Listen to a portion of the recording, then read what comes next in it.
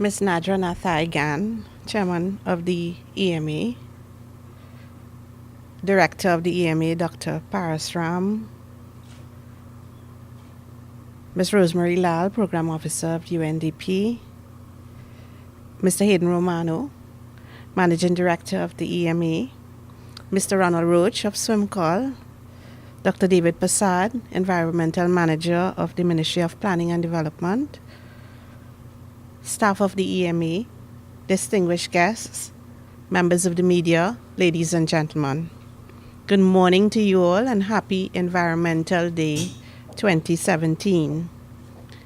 Today we stand in solidarity with the United Nations and the rest of the world in commemoration of World Environmental Day 2017, which is bolstered by the theme Connecting People to Nature.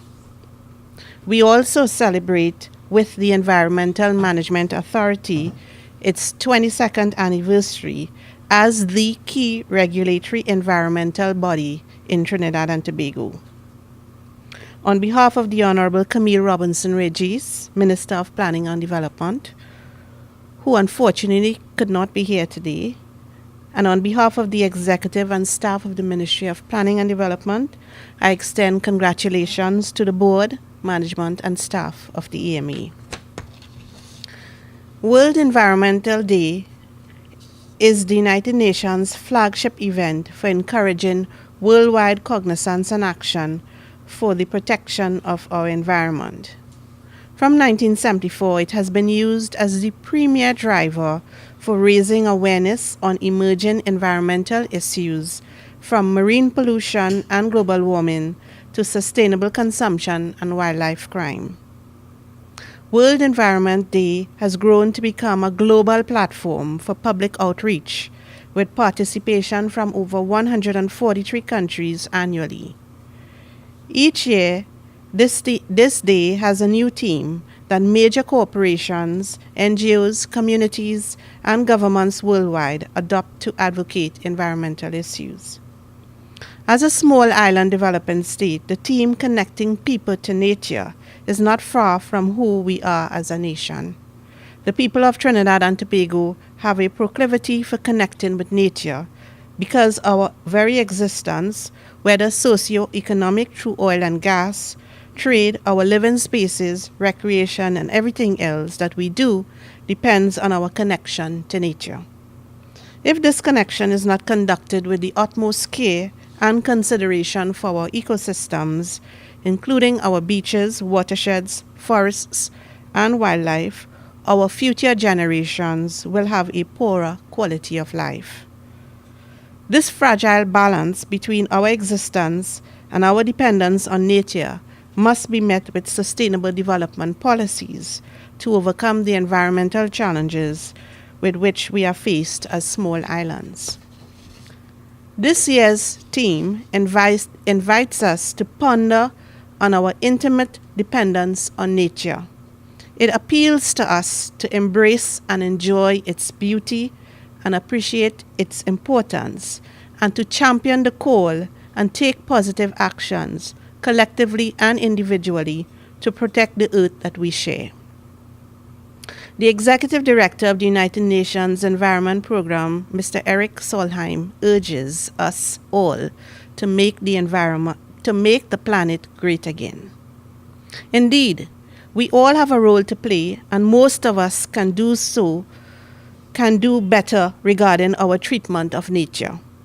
Many of us throw waste materials out of our vehicles and leave footprints of plastic, styrofoam, aluminum cans, refrigerators, and a myriad of other waste items. We leave it indiscriminately after using them. We all have read or heard and even seen the effects of such behavior, and yet doing the right thing eludes a large portion of us in society. To further underscore this point, the 2016 annual International Coastal Cleanup yielded 18,062,911 pounds of garbage globally, with plastic beverage bottles listed as the second most collected item, with 1,024,470 pieces collected. Plastic bags also appeared on the top 10 list, with 402,122 bags collected.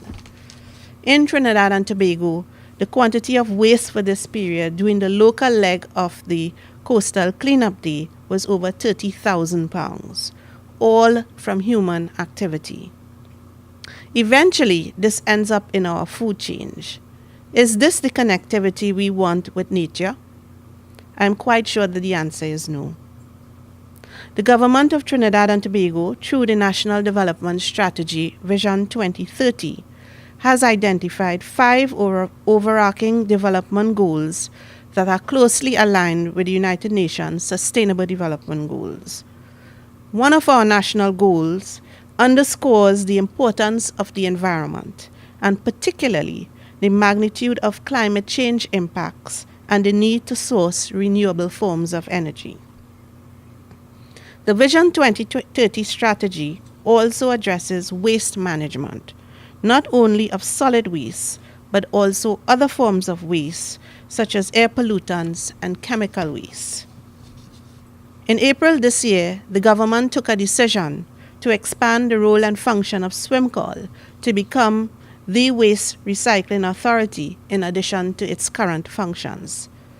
This expansion of SWIMCAL's mandate will facilitate the efficient coordination of the national waste management system, particularly as it relates to promoting the recovery of waste through recycling and reuse, implementing deposit refund systems or any other system to encourage waste recovery, promoting business opportunities, and encouraging a culture of waste minimization among manufacturers, producers, distributors, and consumers. The EMA is also drafting solid waste rules to support these solid waste management and disposal initiatives, and we expect that the waste rules should be law in 2018. In the policy approach now being adopted, waste is not only seen as a burden to our society, but is being explored as a valuable resource. As far as possible, the intent is to stimulate the development of lucrative downstream waste industries nationally, encourage entrepreneurs, create jobs, and protect human health and the environment. The EMA has already developed a suite of subsidiary legislation for wildlife protection. These include the Environmentally Sensitive Areas Rules of 2001 and the Environmentally Sensitive Species also of 2001, which essentially identify threatened or valuable areas and species, providing protection for these under the law.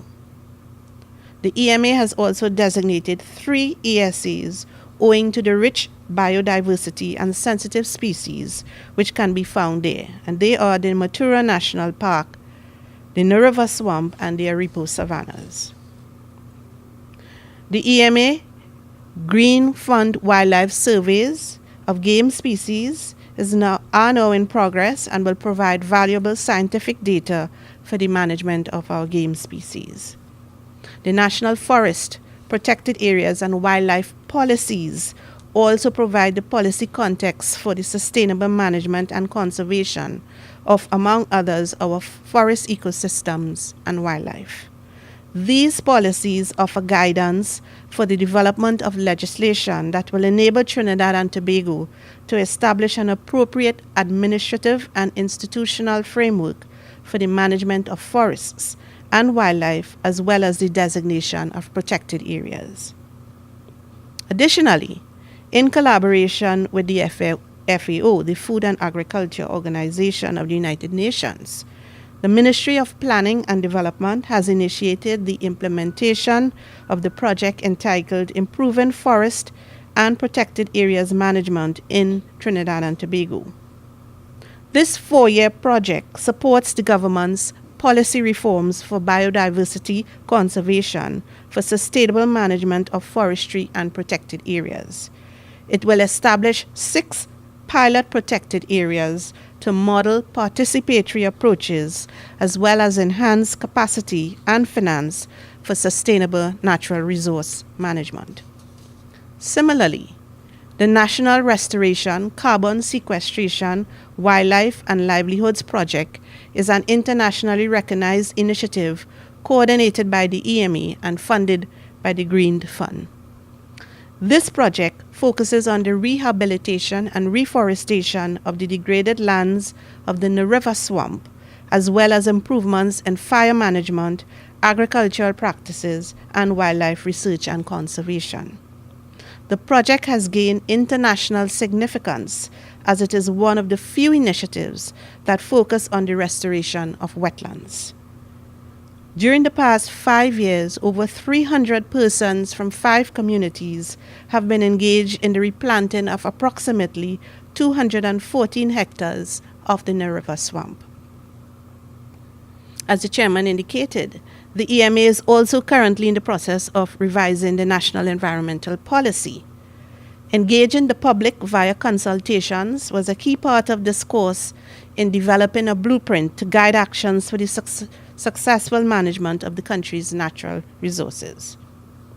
The National Action Program to address land degradation is also being revised to incorporate specific targets to meet overarching sustainable land management goals, which support the protection, restoration, and promotion of the sustainable use of terrestrial ecosystems. This involves sustainably managing our forests, combating desertification, reversing land degradation, and halting biodiversity loss. The National Biodiversity Strategy and Action Plan, which guides actions to manage the country's biological resources, is also being updated. Trinidad and Tobago has been working towards meeting all its obligations under the United Nations Framework Convention on Climate Change, its Kyoto Protocol, and the Paris Agreement through several national initiatives. The National Climate Change Policy, which is a national roadmap to address climate change, is currently being revised.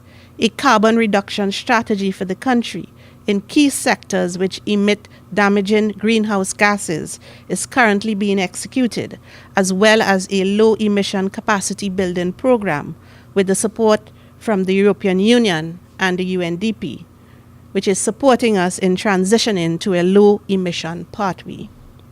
Furthermore, programs to address the issue of persistent organic pollutants, as well as the phase-out of the use of ozone-depleting substances used in the air conditioning and refrigeration sector and in fumigation, are in execution. Already, Trinidad and Tobago has far exceeded its target relating to the consumption of hydrochlorofluorocarbons, which declined from 834 metric tons in the baseline year of 2008 to 2009 to 381 metric tons in 2016, a 55% reduction. Our target for 2020 under the Montreal Protocol is a 35% reduction from the baseline, so we have already exceeded our target. In terms of the marine environment, the chairman also alluded to the fact that the Institute of Marine Affairs recently launched its first State of the Marine Environment report for Trinidad and Tobago, which provides a scientifically grounded understanding of the existing conditions of some of our important coastal and marine ecosystems, habitats, and species. It also details how these resources have been and continue to be affected by the range of natural and human pressures to which they are subjected. The government has since agreed to an action plan for implementing the Integrated Coastal Zone Management Policy Framework to mitigate negative impacts on the coastal and marine environment, and that action plan will cover the period. It will start from this year and take us to 2020. Today, the EMA will be appointing environmental officers to assist in the coordination and implementation of various environmental policies and programs in accordance with Section 33 of the EM Act. It is our resolve that the actions and policies being pursued by the government that I have referred to this morning alongside the actions of private citizens, will ensure the protection, conservation, and wise use of our precious natural resources, as it is through the collaborative efforts of all that we will attain a safer, greener, and more prosperous future through the preservation of our connection with nature. We need to be more creative and innovative in our approaches to natural resource management, utilizing the best available technology and sound scientific information. Even so, we can make the right choices to practice sustainable agricultural methods, desist from illegal hunting, stop wanton deforestation, properly dispose of waste material in particular, not dump waste in our water courses, employ measures to conserve water in our homes and businesses, maintain our cars, and limit pollutants. We can become regulators at all levels to encourage good environmental practices and become innovators and proponents of alternative, environmentally friendly technologies and solutions. Keep at heart that the choices we make today always chart the course of our and our children's future. And pride in our environment is tantamount to national pride. I once again congratulate the EMA on its 22nd anniversary and its achievements to date. May you continue to prosper and positively impact the development of Trinidad and Tobago. I look forward to the findings of the literacy survey, and I thank you all for your kind attention.